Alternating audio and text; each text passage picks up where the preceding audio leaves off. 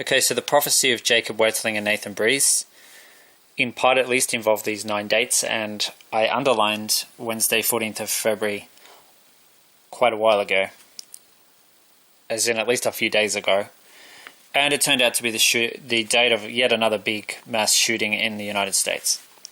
Surprising? No. No, and it wasn't Satan's fault, because Satan is not the one who is blocking gun law reform in America. That's not Satan.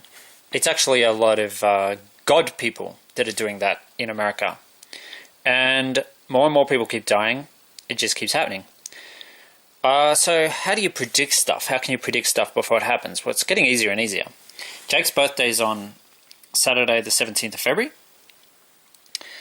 Quite a few young people, at least 17 actually, and that toll will almost certainly rise, but at least 17 young people died on Valentine's Day, Ash Wednesday, 2018.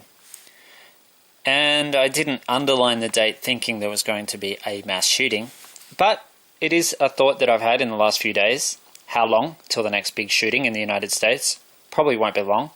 Sure enough, bang. Anyway, talking about predicting things, prophecies, predictions, sometimes it's easier to predict stuff than you might think. Turns out that some of the classmates of this guy, who he'd shown guns to previously, they were scared of him, and they, as one of them says here, they had predicted it.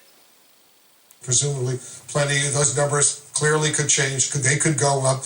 I assume some of those who were transported to local hospitals are in critical condition. Let's hope they survive this ordeal. And we know that this suspect, Nikolas Cruz, 19 years old, had an AR-15 style weapon. Listen to this, Shimon. Then I want to get your reaction, the reaction of everyone. This is one of the students who knew this individual, knew this suspect.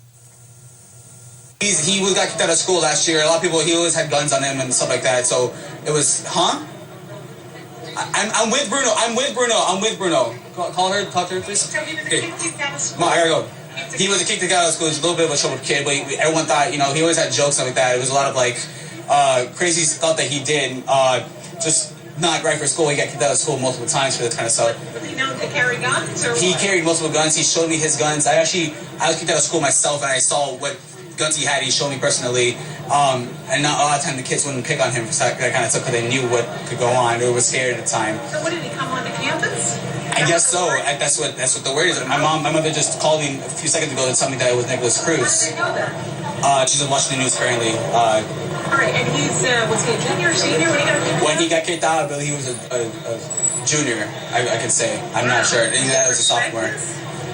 Honestly, a lot of people were saying that it was going to be him and stuff like that. We threw a lot of kids through jokes around like that, saying that he was going to be the one to suit up the school. But it turns out, everyone predicted it. That's crazy. Well, he must have come onto campus then, right? Yeah, he was on the 3rd floor. He knows the school layout. He knows where everyone would be at as of right now. He's been in his own fire drills. He's prepared for this stuff.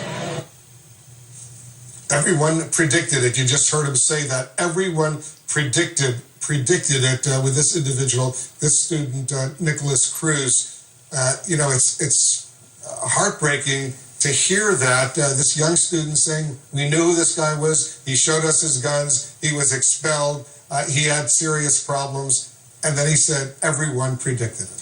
And we've heard this before, right? In other shootings where people say, I knew something was wrong.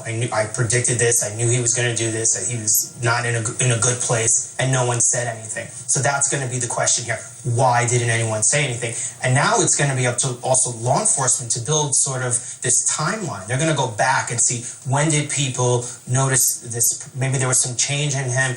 And so now they're going to have to work back to try and find out when exactly people knew. Where are his parents? Where are his guardians? Where are the people that are responsible for him? He was expelled from this school. Everyone at the school knew he had guns. So what is it? What happened there? Why didn't anyone say that? Phil, they knew he had guns. He showed off his guns to other students. And I'm struck by what the sheriff of Broward County just said a few moments ago. because he clearly understands already what is happening here. This is Sheriff Scott Israel. If you see something, say something. If anybody has any indicator that someone's going through a behavioral change on social media, if there are disturbing photos, perhaps bombs or firearms or just videos or pictures that are just not right, please make sure law enforcement knows about it. And in this particular case, go ahead.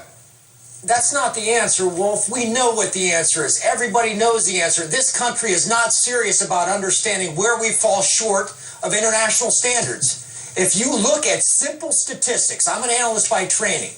In math and sciences, if you look at our countries around the world, our kids are not educated. And yet we say we're exceptional. If you look at health statistics, whether a kid is going to be healthy, infant mortality, we are mediocre.